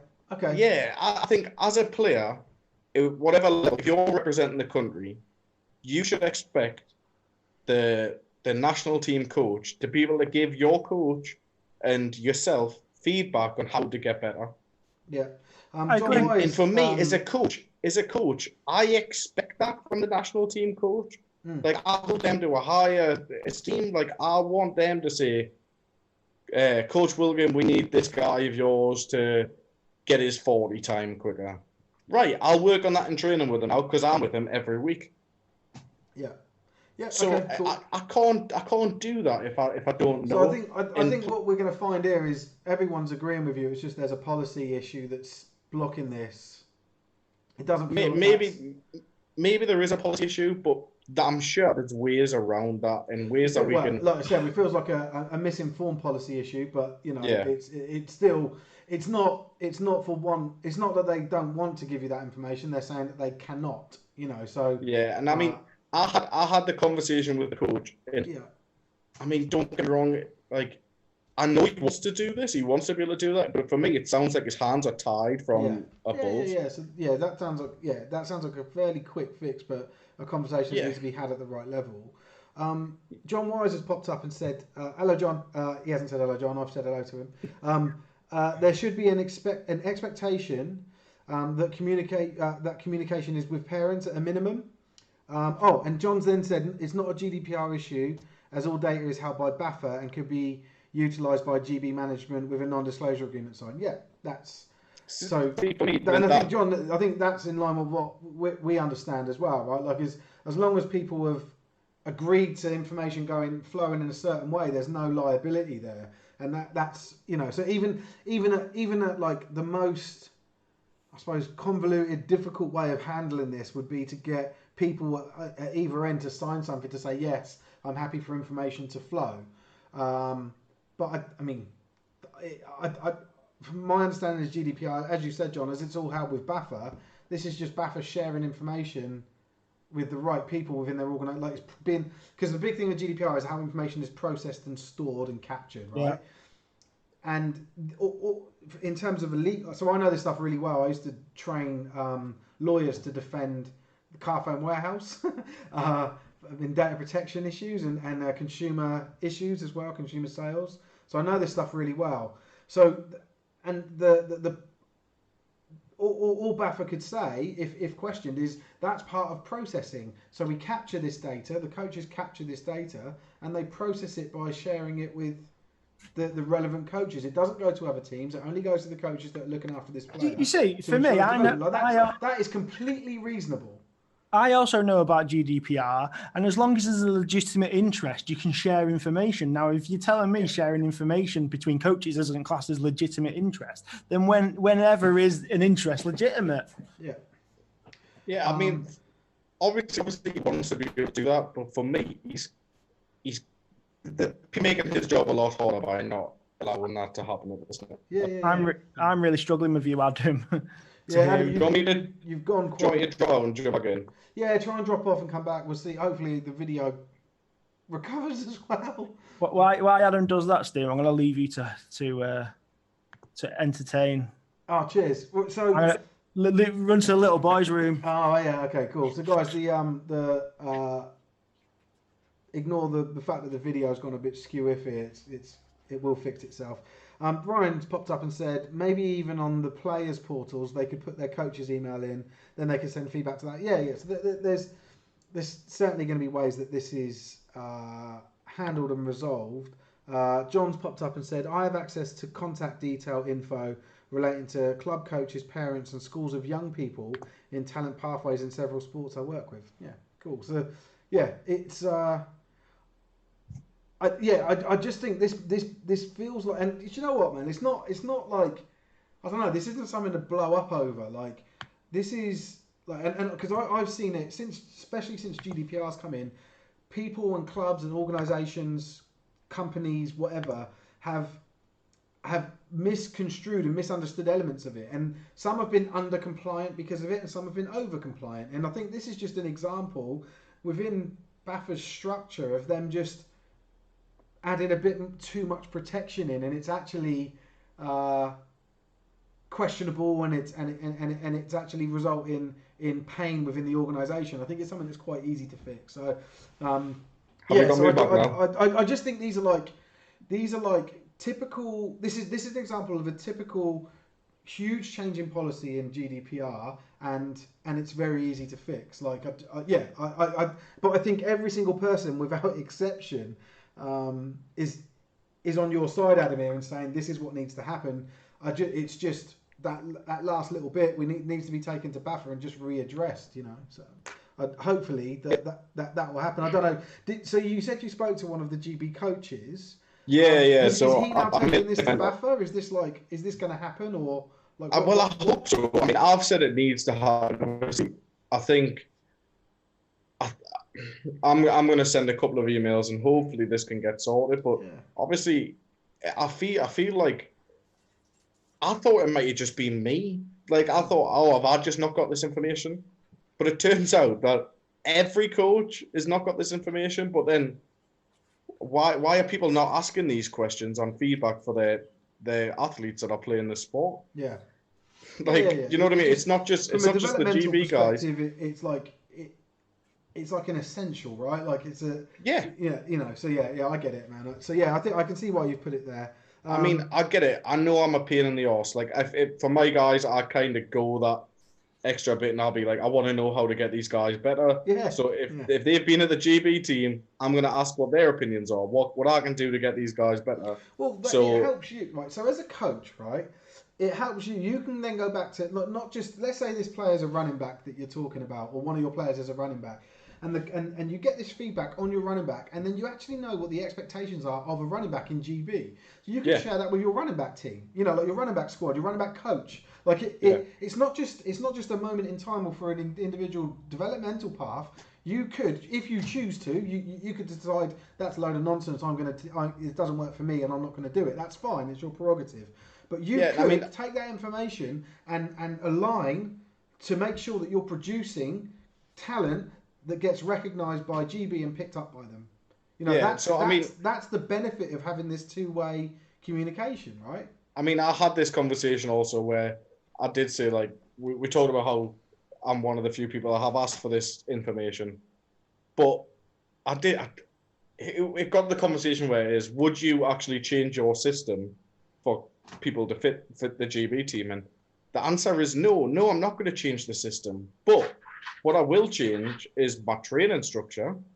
I will change some of the drills. I will add in different things to get these guys to where it needs to be. Yeah. Now, we're not going to say, oh, we're changing to 4 wide, we're going under centre. We're not doing all of this. What we're going to do is change the training so we incorporate those things. Yeah. And I think every player that's selected for this national team should expect feedback to their coach to then get them better at whatever level they're playing at. Yeah. Okay, cool. So, right, I'm just going to go back because there was a comment from Daniel McGowan that said, views on the associate teams, good or bad for the sport currently. I did say I'll come back to that. I'm actually going to park it because I think that's another conversation for that BAFA, when we look at the league stuff. So we're not going to talk about, look, we haven't included associate with this. I think it's weird because it sort of blends between the two, but I do think we keep it separate and we talk about associates when we talk about BAFA and like their entry requirements and all that sort of stuff. So I just wanted to cover that off. John's also popped up again here. Said some historical baggage over data flow between BAFA and BAFCA was resolved at the EGM in February. So yeah, obviously they're now combined. It's as John said. I think he's just articulated a bit further. He said it's BAFA, it's one organisation. BAFCA fall under BAFA now. Do you know what? I'd love to get John on here. Sorry? It'd be great to get John on here because Well, he'd be able to answer all them things we don't know. John's extremely knowledgeable, been around the sport a long time, highly respected, and I actually think John would be a good guest on Adam's podcast. I do, and I'm not saying that I don't want him on here. I'd love to have John on here, but like I think considering the type of conversation that Adam would want to have and his guests would have, it makes more sense there. Obviously, really pleased to have him on here talking, but I think you'd get more out of John in Adam's podcast, definitely, or live stream, whatever you want to call it. It's not a podcast, is it? But anyway, Ryan has said, "Hey." John said maybe in a few weeks. So look at that. We've got Coach Rains and John Wise. You're going to just get all of the people. How come we're getting all these guests for Adam's They're all ex-Knights. So like, so John, for those of you that don't know, I know John really well. I extremely respect him massively. Won a championship with him years ago. I've played against John. You played against him? Yeah, when he played for Stafford. I played against him when he played for the Southern Sun Devils, and he tore us apart. He was a punt returner, mate, and he was absolutely lethal. And then it was great a year later. I remember when he joined us, I was thinking, this guy's unreal. And we like, again, this is like, I always talk about this stuff, like him being there raised our game. And John's very modest, right? And he'll talk this down. But with him around, I used to say to the other guys, all we need to do is throw a block. And John ends up in a one-on-one, and John will beat that one-on-one. Like, so just throw a block each. And John would be the first person to come and say, oh, it was the blocking, it was the team, anyone could have scored the touchdown. But it was him there that made us want to do it. And we broke, I think it was he broke something like 8 special teams records for the Knights that year. Nice. We scored all the time. It was awesome. So yeah, Ryan just said you fanboyed. Only joking. Yeah, I do fanboy John. I think he's a great coach, great person, great dad, but also fantastic player and great. He's just a nice guy though as well though. Do you know what I mean? Like he's someone that you can approach and talk to. Yeah. He's a lovely guy. Extremely knowledgeable. Been around the game a long time. We used to have a lot of good conversations about his top 3 inches, like the psychological part of the game. Really interesting stuff. Anyway, John has said, send me the link, Adam. Adam did reach out a few weeks ago. Cool. So yeah, Adam, that looks like we've set that one up. Do I get commission on that? John has said the love is mutual, Steve. So when John's on, I want to hear a rant about me. John, honestly, no, that's not happening. No, yeah. You didn't say anyway. Let's move on. But yeah, I really appreciate having him here. So your next one, Adam, is coach to be first aid trained. So you're saying that a player should expect a coach or would expect a coach to be first aid. And are you saying so? Because this to me touches on obviously touches on earlier this one where he said coaches first day train compulsory, all of them. Are you saying the same thing here, or are you saying? I'm saying exactly the same thing. Right. Now, for me, if a player's going to training, so if for example, we're saying for game days there has to be a certain level of first aid training or medic or whatever. Why is that any different to train? I mean, we should have some sort of you want an cover ambulance training? No, I don't want an ambulance. No, but I mean, if they want to sponsor, Imagine St. that. John's. No training, the ambulance didn't turn up. No, but you know what I mean. Like, I would like, there should be some sort of. I've always said coaches should be first aid trained. Yeah, I think I completely agree. It's what you said last time we discussed it. At the end of the day, why there's no basic first aid training on the level 1, I don't know. And you would expect turning up to your first session on a Sunday that the coaches are first aid trained. So now, can you imagine if a player turns up to his first training session and you've rocked up to some rickety field that's horrible. Do you know what I mean? You've just turned up in a park to play football. Been there. And you hurt yourself and nobody can help you. Yeah. Can you imagine? Well, let's face it, even without first aid training, people will have the best of intentions and try and comfort you. I know that. But no one's going to stand back and go, that looks like it hurts, mate. That looks like it hurts, mate. Are you all right? Like, no, but I don't know. Like, you would expect the coach to be able to help you out. You would expect at least a first aid kit. Like, come on. I'd love to know this. How many teams go to train in the local park and don't take a first aid kit? Yeah, that's a good one. That's a really good one. I think a lot. I think there's a lot. I have 2 in my car. One that I can take with us and one I keep in the car. Come on, get your first aid kits, people. Sort it out. So you sparked, once again, Adam, you sparked a little bit of activity in the chat in Facebook. So Ryan has said maybe add it as part of the level 1 course. Quite an interesting addition there. I don't disagree with that, actually. I think it would increase the cost, but fine. You know, like, worth it though, isn't that's it? a really good idea. I mean, what are your thoughts on that, guys?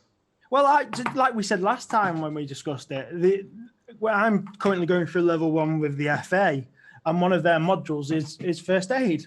And also safeguarding. Like, I know, like, the FA do the safeguarding course because it's mainly aimed at children, but still, it's just another string to your bow as far as I'm concerned. Yeah. Okay, cool. So yeah, that's cool. A really good point. Can one of you guys just add that as in one of the I'll do post-its? Ryan's also said it might take longer, but it'd be minimum requirement. Yep, cool. John's then said could/should be requirement to be registered, part of license. Yeah, so even John's agreeing. So we've all of us are in harmony on this one, Adam. I love that. Well done, mate. Although it makes for boring viewing, but it's nice to see Britball coming together. No, I mean, it's just, if there's so many of us now agreeing on that, like, how would we go and do that now? Do you know what I mean? Like, well, the thing is, right, so that, like, we're not a task force in any way. You know, we're just a group of guys that from different backgrounds talking about stuff. Like, we're passionate about this. We want things to work. And we're just talking about ideas. Like, the outcomes for this, I want to help the sport, right? So it's an interesting point because the way that I looked at this was we figure out what good Britball clubs to have and we create some sort of like blueprint or help guide. I didn't really think about the stuff that would benefit BAFCA or BAFA or BAFRA and how we do that. And I don't want us to get above our station, really. Like, but I do think it's important to capture this stuff, and maybe it's worth me just firing it off in an email to the guys and saying, look, we've run these sessions, we had like 9 hours of content talking about it, and with people involved, and you know, just food for thought. Like, here's some suggestions. I think I'm talking myself into doing that, right? I think that probably as a minimum, I almost owe it to you guys for the involvement, for us to at least push it out. But we're not here to campaign for stuff. We're just sort of like, we're not lobbyists. We're just people talking about stuff. So yeah, I think maybe that's the extent of it. Once I compile this stuff, I'll put like a group of things together for the different associations and just fire it off to them. And yeah, and if they come back to us to discuss it, then we've got a bit more content to talk about, you know.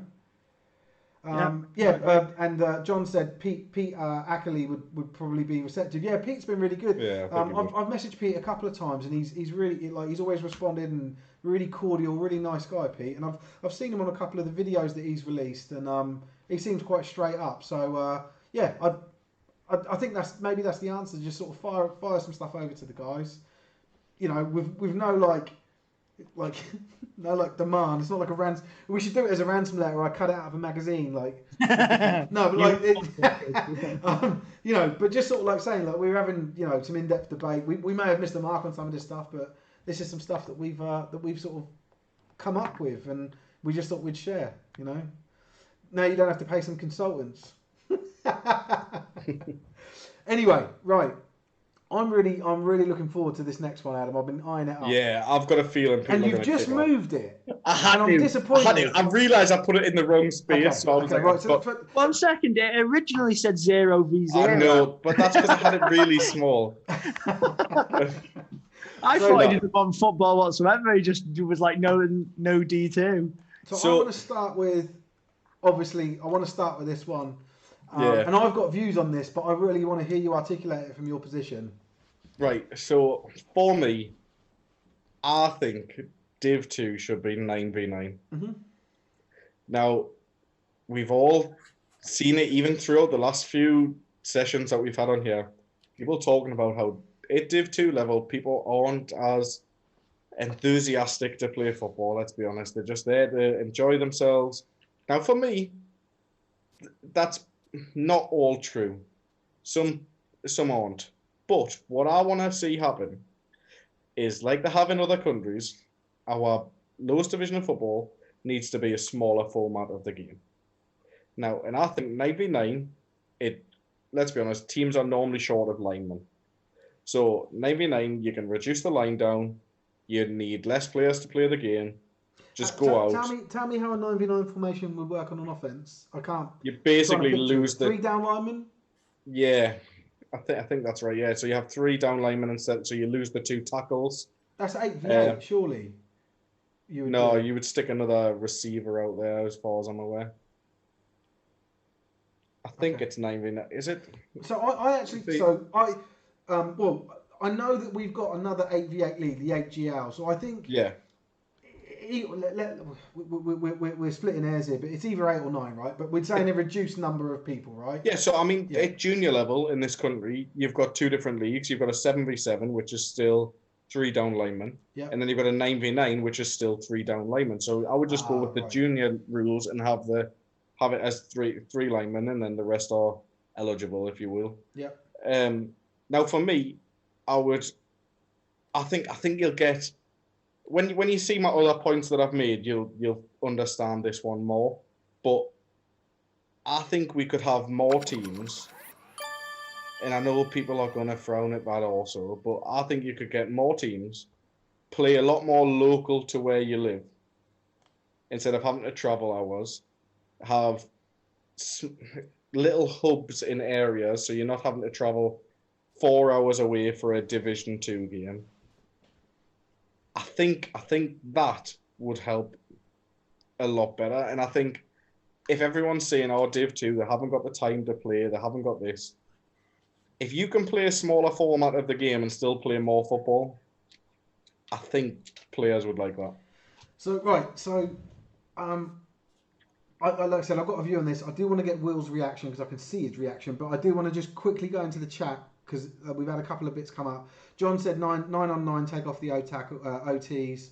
Yeah. Ryan said 4 wide receivers, 3 linemen, a QB, and running back as an example. Yeah. John says he's not a fan, but I think the game format needs a review, like more local fixtures. Okay, cool. So that's a different. You can talk to John about that when you get him on. Yeah, I'll get him on. James Collins. Hi, James. James hasn't spoken yet. You're not going to recruit a full new team from losing 2 linemen. Joe Kilby's followed us, so thank you, Joe. Okay, so that's not what I'm saying. Before you react to that, Adam, I want to hear Will's reaction, and then we'll go back to this, what they're saying in the chat, particularly that last bit. I'm kind of mixed with it. I can see the advantages of doing it. Yeah. At first, when I read it, I was like, "That's ridiculous." but why? Why do you have that? Why was that your knee jerk? Because like somebody's just said in chat, what's losing 2 linemen or 4 players on a pitch really going to do? But what they got me thinking, to a certain extent, it would work. Now, there's things I'm going to disagree with what Adam said, and there's things I'm going to agree with. I think it encourages the kind of the skill players to be more involved within a game. The game won't be a smash mouth, and I do, and it will make it easier for players to get involved in American football. I think that the idea that it means they can have more clubs is just ludicrous. Because losing 4 players from a starting team is not going to mean that there's loads more clubs developing. Developing in the next town or the next city. You need to do maybe 2v2, and then you might be able to get a load of new clubs. There's just not enough players to go around at 9v9 or 11v11. So what I said before is, when you see the next part of what I've put, you'll understand why I said there'd be more teams. So let me just talk about that. So there's a couple of bits I want to pick up on myself, but Gary O'Neill, hi Gary, he's just said you would struggle to get required numbers, and teams would fall through. We'd love to play 9s, but we lose teams. Okay, John Wise. Are we still on? Huh? Are we still on? I hope so. Yeah. What makes you think we're not? I had it on my phone as well. It's just gone off. Oh yeah, we've just gone down to 1 viewer. Yeah, it just went off. Can you check that we're still on? No, I don't think we are. Oh, we might have been kicked off of Facebook because we've gone on too long. Yeah, we've just been kicked off. Are we still on? It's always when we're caught with it. Nice spot, Adam. Okay, cool. So let me end this one and start again. Yeah. So can you only do so long with Facebook? Looks like it. We just need to bear that in mind. We've just coming up for 2 hours, but we got 1 viewer, so that's definitely wrong. Right, I'm going to end this one and then we'll start again. Yeah. Yeah. That's annoying because. Nah, surely not. I've seen streams longer than 2 hours on Facebook. Your computer's not crashed again, has it? Nah, it's running fine. Are we still going on Twitch? Let me get on Twitch quickly.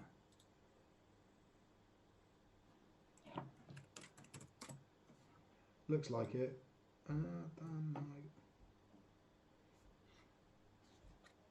Well, if you're watching on Twitch, sorry. I'm smiling because Yeah, it looks like it is working fine on Twitch. Just share the link from Twitch to the page. Bearing in mind, there's only 1 person on Twitch. Yeah. So hello. Right, so let's end it, and then I'll start it again on Facebook. Why has Facebook kicked us off? We need to look at this because it might be some limitation we've got. Maybe. Annoying as fuck. I wonder if I can reconnect it from here. I need to look into this. Right, I won't do it now. Let me just end this stream and then we'll start up again. No worries. Oh, it's you, Will. You're the one. Quality. Right. I'm just taking a screenshot so I don't lose the last bit of chat. How annoying is that, man? Teething problems, mate. Yeah, but like this time it weren't us. It was like them, you know. Anyway, right.